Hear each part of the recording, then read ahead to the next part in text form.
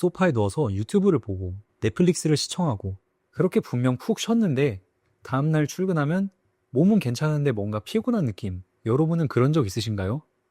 저는 있습니다. 분명히 휴식했는데 몸이 쉬는 거랑 머리가 쉬는 건 또 다르더라고요. 그래서 참 밉습니다. 쉬는 것도 쉬고 싶다고 내 마음처럼 되지가 않잖아요. 갑자기 한 가지 생각이 들었는데요. 만약에 우리가 만화 속 주인공이라고 한번 생각해 볼게요. 그리고 그 주인공은 보물찾기를 하고 있는 상황입니다. 그 과정에서 보물로 가는 보물 상자가 존재하는 동굴 속으로 길을 안내하는 나침반을 가지고 있는 상황이에요. 그 나침반을 가지고 있으면서 모험을 떠나는 과정에서 정말 많은 괴물들이라거나 혹은 비방하는 사람들이라거나 내가 틀렸나 싶도록 생각하게 만드는 사람들도 있고요. 이런 불안 걱정도 있지만 그런 게 아니라 주인공이 그렇게 나침반을 가지고 보물 상자를 향해 동굴로 가는 과정에서 분명히 휴식하는 때도 있을 거예요. 근데 그런 주인공이 휴식할 때 무슨 마음을 가지고 있을까요?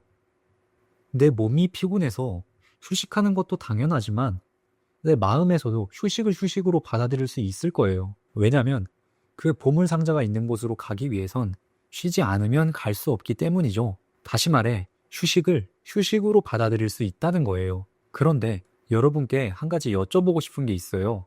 분명히 쉬고 있는데도 불안하고 자꾸 고민거리, 걱정거리, 뭔가 모르게 막연하게 느껴지는 어떤 그림자 같은 것들, 이런 게 막 자꾸 불현듯이 생각이 나고 떠올리기 싫어도 가끔씩 막 갑자기 불쑥 튀어나오잖아요.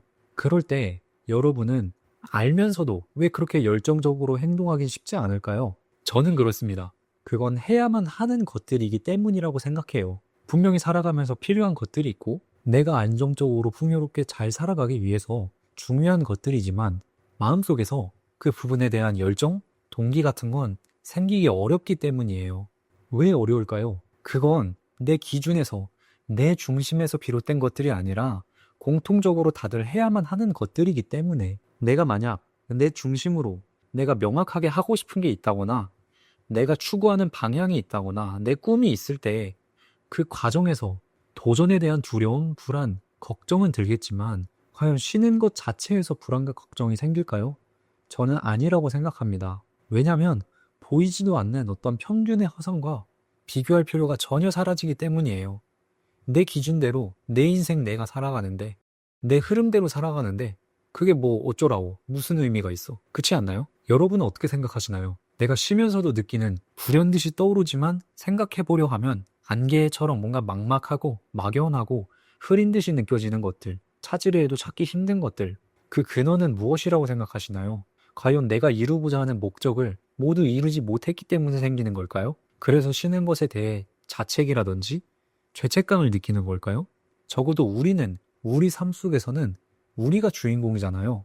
그런데 우리가 쉬는 과정에서는 왜 이렇게 불안해하고 혹은 쉬고 일어났는데도 피곤해하고 이런 경험이 반복될까요? 그 주인공과 다른 점은 무엇일까요? 그 모험을 하는 주인공이 휴식할 때 갖는 마음가짐과 어떤 부분에서 우리는 다를까요? 모두가 다 다른 답이 나올 겁니다. 하지만 좀 본질적으로 들어가자면 우리에게는 나침반이 없기 때문이 아닐까요? 단순히 우리가 쉴 때 느끼는 불안, 걱정 때문에 걱정하면 안 돼. 쉴 때는 쉬어야 돼. 불안해하면 안 돼라고 회피하고 외면하는 게 아니라 그 불안, 걱정을 해결하는 방법을 찾는 게 아니라 우리만의 나침반을 찾아야 하는 건 아닐까요? 남들이 정한 나침반 말고 사회에서 정해둔 나침반 말고 우리가 직접 정한 나침반을 말씀드리고 싶습니다. 그런데 나침반이라고 제가 말씀드리면 너무 추상적이에요. 그렇지 않나요?